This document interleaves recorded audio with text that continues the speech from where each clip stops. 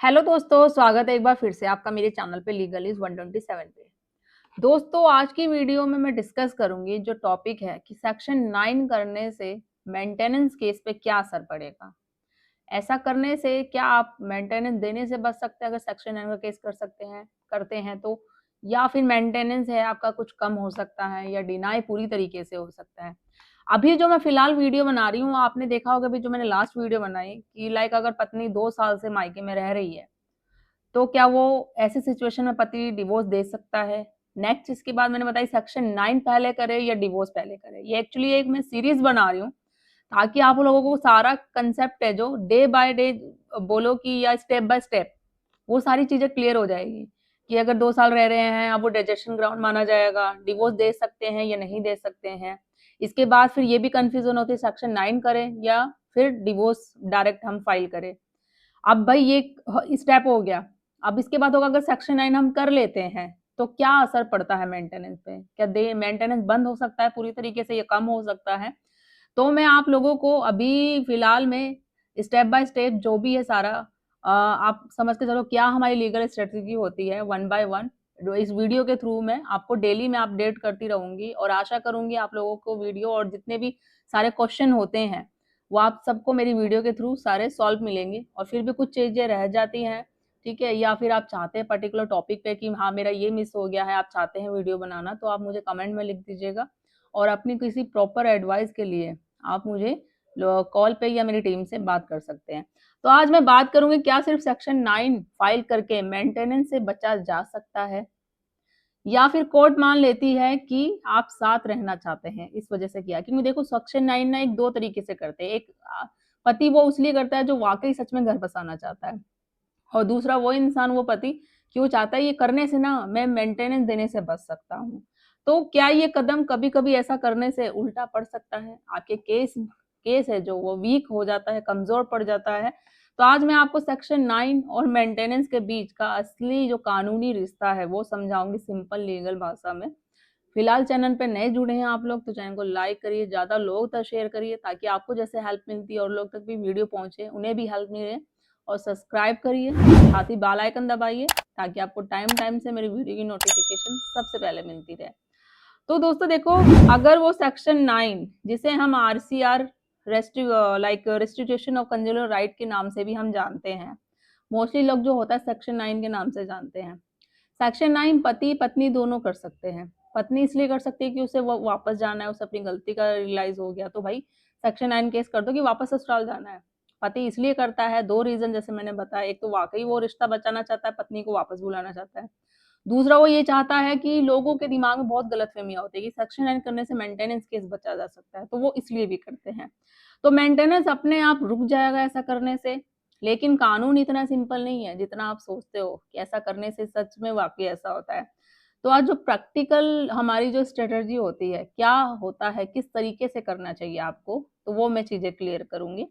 आप सबसे पहले समझते हैं जिनको नहीं पता है कि सेक्शन 9 होता क्या है, जो पहली बार विजिट कर रहे हैं मेरे चैनल पे, या उनको लगता है कि आने वाले टाइम में पत्नी मुझ पे केसेस कर देगी, झूठे केसेस लगा देगी, तो मुझे क्या करना चाहिए, ये सेक्शन 9 आखिर है क्या। तो आप लोग जान लो कि सेक्शन 9 हिंदू मैरिज एक्ट के तहत अगर पति या पत्नी बिना उचित कारण अलग रह रहे हो तो वो दूसरा स्पाउस कोर्ट से रिक्वेस्ट करता है कि हमें साथ रहने का अवसर दिया जाए, हमारे बीच मिसअंडरस्टैंडिंग हो गई है, जो भी है हम दोबारा से अपना रिश्ता बचाना चाहते हैं, दोबारा से घर बसाना चाहते हैं। तो मतलब आप कोर्ट को बताते हैं कि आप मैरिज कंटिन्यू करना चाहते हैं, इस वजह से आपने ये जो सेक्शन 9 का केस किया है। अब नंबर 2 है मेंटेनेंस किन सेक्शन में मिलता है। पहला हो गया सेक्शन 125 जो क्लेम कर सकते हैं इस एप्लीकेशन में डाल के, हिंदू मैरिज एक्ट सेक्शन 24, 25 और डोमेस्टिक वायलेंस का एक्ट के भी। तो इन सभी में कोर्ट क्या देखती है कि वाइफ खुद क्यों अलग रह रही है, रीजन क्या है, इनकम डिफरेंस क्या है, कि वो जॉब कर रही है नहीं कर रही है, जॉब कर रही है पत्नी तो दोनों हस्बैंड वाइफ की इनकम क्या है, कम है, अपनी बेसिक नीड्स को पूरा कर पा रही है नहीं कर पा रही है, या उसकी सैलरी से ज्यादा है। तो सारी चीजों को देखते ही फिर मेंटेनेंस डिसाइड होगा। हस्बैंड की अर्निंग कैपेसिटी क्या है। फिलहाल मैं डेली वीडियो शेयर करती रहती हूँ मेंटेनेंस से रिलेटेड, तो किन आधारों को देख के, क्या चीज़ों को देख के मेंटेनेंस डिसाइड होता है, रिजेक्ट होता है, वो मैं ऑलरेडी बताती हूँ, डेली बताती हूँ। आप लोग चैनल पे जाओ, आपको बहुत सारी गाइडेंस जो मिलेगी, आपको हेल्प करेगी आपके मेंटेनेंस केस में।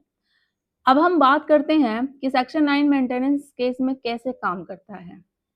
देखो, अगर आपने सेक्शन 9 फाइल किया है और आप ये आर्गुमेंट ले सकते हैं, कौन से आर्गुमेंट जो आपको हेल्प करेंगे। मैं साथ रहने को तैयार हूँ, सेपरेशन मेरी वजह से नहीं हुआ है, वाइफ वॉलंटरी अलग रह रही है, मैं तो साथ रहना चाहता हूँ उसको, और स्टार्टिंग से शुरू से अभी तक मैं यही कह रहा हूँ। पत्नी मुझे छोड़ के गई है बिना किसी रीजन के, और जो वो मुझ पे एलिगेशन लगा रही है वो अभी तक साबित नहीं कर पाई है। तो ये अगर आप कोर्ट में प्रूव कर देते, ये सारी चीजें बोलते हैं, तो हो सकता है आपका मेंटेनेंस लगे ही ना, क्योंकि कोर्ट भी देखती है कि भाई पति तो रखना चाहता है, वो हमेशा बोलता रहता है रखना चाहता हूँ मैं, सेक्शन 9 फाइल किया, और जब भी आता है ये कोर्ट ने भी ऑर्डर दे दिया, बट पत्नी फिर भी नहीं जा रही, बस वही कहती है हाँ मैं रहना चाहती हूँ, बट वो जाती तो है नहीं, और जो एलिगेशन लगा रही है पति पे ससुराल वाले को, प्रूव कुछ नहीं कर पा रही है, साबित कुछ नहीं कर पा रही है। तो कोर्ट को दिखेगा कि कौन वाकई सच बोल रहा है, कौन झूठ बोल रहा है। तो उसके केस में क्या होगा कि आपका केस मजबूत होगा और पत्नी का जो केस है वो आपका वीक होगा। अब कुछ केसों में कोर्ट इस फैक्ट को भी कंसीडर करती है कि लाइक और मेंटेनेंस अमाउंट रिड्यूस कर सकती है।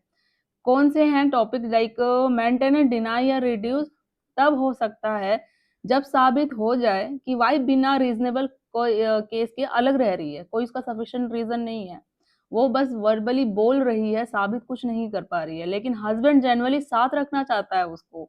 लेकिन सिर्फ सेक्शन 9 फाइल करना इनफ नहीं होता है। इंडियन जो होता है ना, आपको जेन्युइन वहाँ पे शो भी करना पड़ेगा कि आप वाक़ई सच में रखना चाहते हैं। ये नहीं कि इसने आपने सिर्फ़ नॉर्मली भाई मुझे पता था ये फ़ाइल कर दिया शायद मैं बच जाऊँ, नहीं। वाक़ई आप सच में रिश्ता बचाना चाहते हैं और आपकी इंटेंशन भी होनी चाहिए कि मैं वाक़ई जेन्युइनली रखना चाहता हूँ अपनी पत्नी को, वापस घर बसाना चाहता हूँ। तो वो कोर्ट देखेगी, समझेगी, आपको कोर्ट को प्रूव करना पड़ेगा, साबित करना पड़ेगा, तो वो चीज़ें आपके फ़ेवर में आएगी फिर। अब कब उल्टा पड़ सकता है, कौन-सी सिचुएशन में है जो सेक्शन 9 का अगर आप केस करते हो और कुछ गलत कदम उठाते हो तो वो आप पे ही उल्टा पड़ जाएगा। कौन-सी चीज़ें होती हैं, अगर डोमेस्टिक वायलेंस एलिगेशन स्ट्रॉन्ग हो, क्रूरल्टी प्रूव हो जाए। वो होता है ना कि वाक़ई अगर आपने क्रूरल्टी करी हो अपनी वाइफ के साथ, वो महिलाएँ होती हैं जिनके साथ सच में होती है। तो अगर आप इस ऐसे सिचुएशन में करते हो सेक्शन 9, तो वो आप पे ही उल्टा पड़ सकता है। वाइफ अनसेफ एनवायरनमेंट साबित कर दे कि वहाँ पे एनवायरनमेंट सेफ नहीं है, मैं नहीं रह सकती, उसने साबित कर दिया हो, प्रूफ भी दे दिया हो, तो कोर्ट बोलेगी सेक्शन 9 फाइल करना सिर्फ एक वो होता है ना, एक षड्यंत्र है कि इस तरीके से बस अपने आप को सेव करने के लिए किया गया है। पत्नी तो साबित कर रही है कि भाई उसके साथ डोमेस्टिक वायलेंस हुआ है, मारपीट हुई है, सारे उसने प्रूफ दिए हैं, मेडिकल दिए, वीडियो रिकॉर्ड दे रही है। तो मतलब सेक्शन 9 करना, फाइल करना, इस अगर पति ने किया है तो मतलब वो मेंटेनेंस देने से बचना चाहता है कि इसका ये इसकी एक चाल है, तो इस तरीके से। तो वो चीज़ें उल्टी पड़ जाती है। तो ग्राउंड रियलिटी अलग है, ऐसे में मेंटेनेंस कंटिन्यू रहेगा, मेंटेनेंस चलेगा भी अगर चल रहा है, और अगर पत्नी ने फाइल किया है तो उसको मेंटेनेंस मिलेगा भी ऐसी सिचुएशन में। अब प्रैक्टिकल कोर्ट ने जो देखती है, जो ऑब्जर्व क्या करती है मोस्टली केसों में, तो क्या आपने वाइफ को वापस बुलाया? क्या मीडिएशन अटेम्प्ट किया है? क्या आप सच में चाहते हैं कि वाइफ को अपने साथ रखना? अगर सेक्शन 9 सिर्फ प्रेशर टैक्टिक लगे तो क्रेडिबिलिटी आप वीक हो जाती है। तो कोर्ट ये सारे चीज़ें देखती है कि वाक़ई इसने अगर कर रखा है तो ये वापस बुलाना चाहता है, रखना चाहता है, इसकी इंटेंशन है, या फिर एक सिर्फ़ इसने अपने केस को मजबूत बनाने के लिए या मेंटेनेंस से बचने के लिए ये किया है। वाइफ़ तो दूसरी वहाँ साबित कर रही है, बट ये तो ऐसे ही दिखा रहा है। ये उन केसों में होता है जिन महिलाओं के साथ सच में क्रूरल्टी अत्याचार होती है, और बट जिन्होंने झूठा केसेस किया उसमें नहीं। आप साबित कर रहे हो कि मैं वाक़ई रखना चाहता हूँ, ये नहीं रहना चाहती है, तो फिर नहीं। तो ब्लाइंडली सेक्शन 9 फाइल करना एक स्ट्रेटजी नहीं है, केस फैक्ट एवेल्यूएट करना ही स्मार्ट मूव होता है। अगर आप मेंटेनेंस केस फेस कर रहे हैं और कंफ्यूज है कि सेक्शन 9 फाइल पहले करे या ना करे, तो कमेंट में सेक्शन 9 लिखिएगा। और अगर आप पे भी इन फ्यूचर लगता है कि हाँ भाई मुझे केस करना चाहिए, नहीं करना चाहिए, तो मैं वन बाय वन जो भी होता है, स्टेप बाय स्टेप क्या प्रोसेस होता है, सेक्शन 9 कब फाइल करें, डिवोर्स कब फाइल करें, या सेक्शन 9 करने से क्या चीज़ें होती है, मैं सीक्वेंस वाइज एक एपिसोड की तरह आप पे सारी वीडियो शेयर करूँगी। तो और है, आशा करूँगी कि आप लोगों को ये सारी चीज़ें मेरी वीडियो के थ्रू क्लियर हो जाए कंसेप्ट पूरा। तो शेयर करो, ज़्यादा लोगों तक सब्सक्राइब करो, जॉइन भी करिए, तो वो भी आपके लिए बेनिफिट रहेगा। और जल्दी मिलूंगी मैं कैसे इन्फॉर्मेटिव वीडियो के साथ। तब तक थैंक यू।